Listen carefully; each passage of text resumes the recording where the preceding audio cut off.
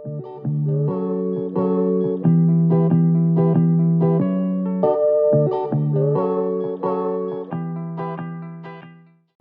welcome back to my YouTube channel. It's me, Lia. Di English sharing kali ini aku mau jelasin tentang conditional sentence atau disebut dengan if clause.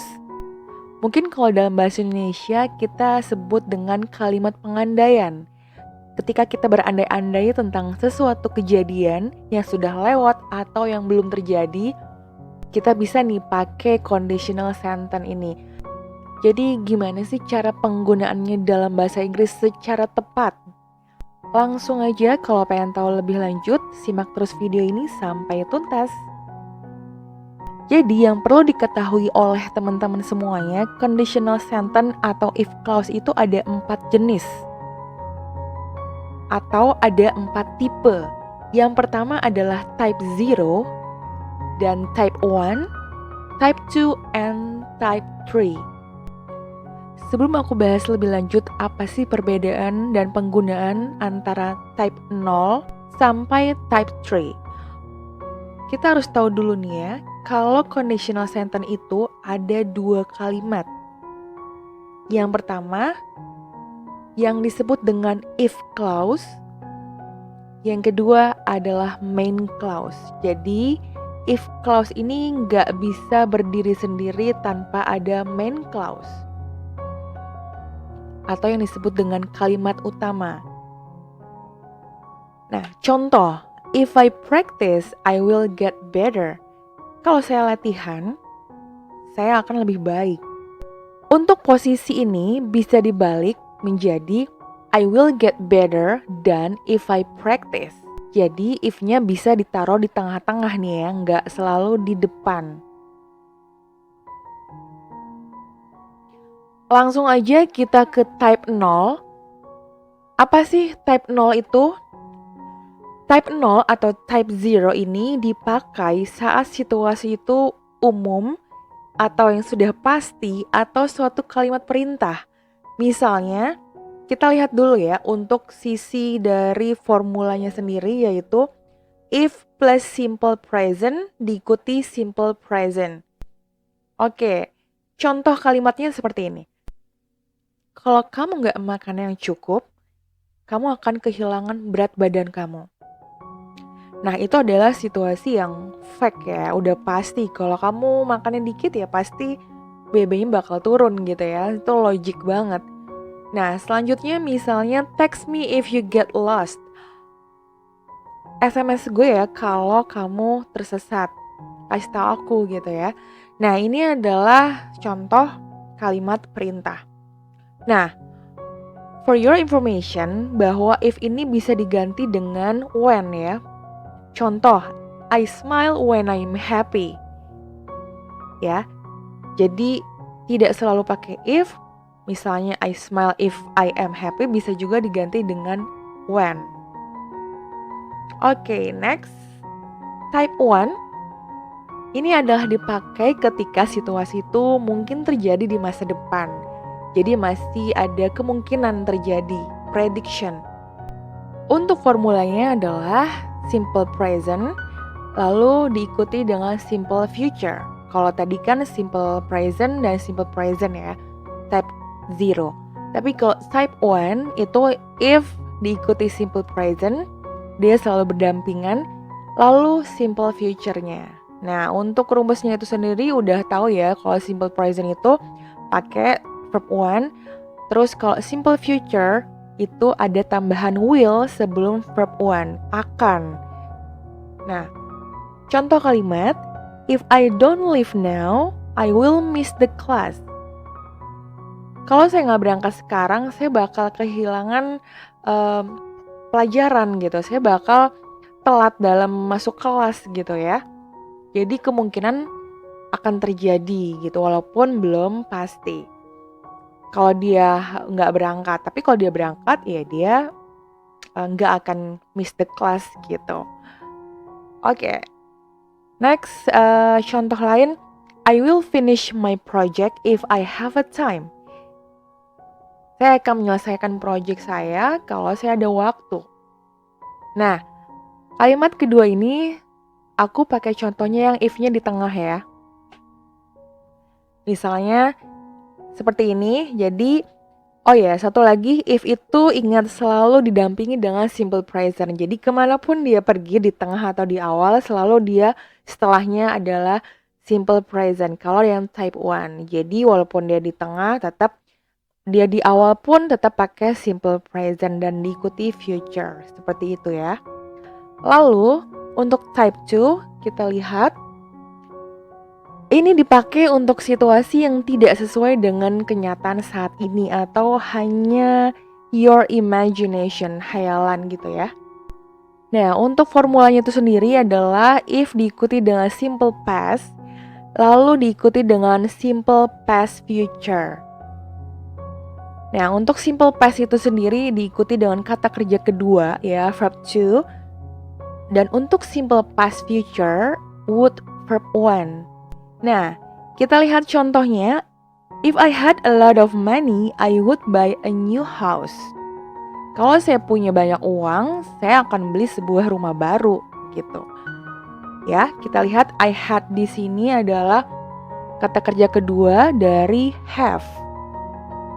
Oke, terus diikuti dengan would, lalu verb 1 buy. Oke, berarti fact-nya adalah I don't have a lot of money.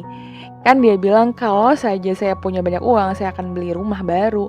Itu kan kayak hayalan dia, imajinasi dia gitu, kayak harapan. Berarti kenyataannya adalah I don't have a lot of money. Dia gak punya uang banyak gitu.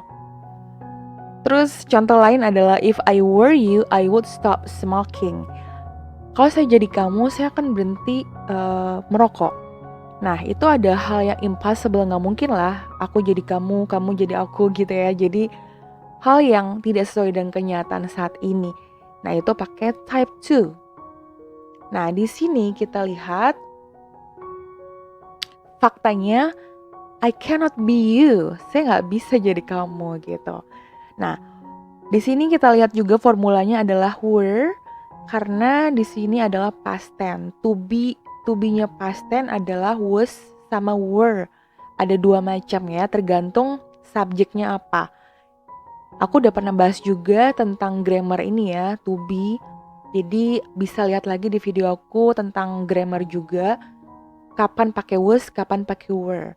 Ya, itu di past tense. Terus I would stop smoking. Di sini kita lihat verb 1 ya, stop. Nah, kenapa pakai ing? Karena setelah kata stop itu diikuti harus kata kerja ing atau gerund. Tapi aku nggak mau bahas tentang gerund lebih lanjut di sini karena akan terlalu panjang. Nanti mungkin ada di video khusus ya. Next adalah type 3. Ini adalah dipakai saat situasinya itu tidak bisa diubah atau tidak sesuai dengan kondisi di masa lalu. As usual, before we go to the next example, di sini ada formulanya dulu ya. Kalau if itu selalu bergandengan dengan past perfect, lalu diikuti dengan past perfect future. Nah, untuk rumusnya itu sendiri kalau past perfect adalah had verb 3. Ya. Jadi, karena ini past, itu adalah kata kerja keduanya dari have, lalu pakainya had. Karena ini perfect, diikuti verb 3. Dan past perfect future rumusnya adalah would have verb 3. Pokoknya kalau ada past perfect itu selalu verb 3 ya. Oke, karena sebelumnya itu ada have. Kalau setelah have itu memang harus verb 3. Jadi selalu udah pasti ya kalau ada have setelahnya kata kerja ketiga. Oke, contohnya if I had studied harder, I would have passed the exam. Kalau saja saya belajar lebih keras, saya akan lulus ujian itu. Ya, jadi suatu penyesalan berarti faktanya adalah saya tidak lulus. Ya. Kalau saja saya belajar lebih tekun, saya pasti lulus ujian. Berarti kenyataannya adalah saya tidak lulus ujian. Nah, ini adalah rangkuman dari rumus-rumus semua tipe ya, dari 0 sampai 3. Yang pertama, aku reminder lagi, rumusnya itu adalah if disertai simple present ya, baik yang main clause maupun yang if clause. Oke, untuk type 1 itu sendiri, if diikuti simple present dan simple future karena ada kemungkinan terjadi. Jadi ingetin gitu aja ya. Kalau type 1 itu udah pasti ada kemungkinan terjadi, berarti ada future nih gitu, simple future. Nah, untuk type 2 itu nggak akan terjadi, hanya sebatas angan-angan, jadi kita pakainya simple past dan past future. Oke, past future berarti would, verb 1.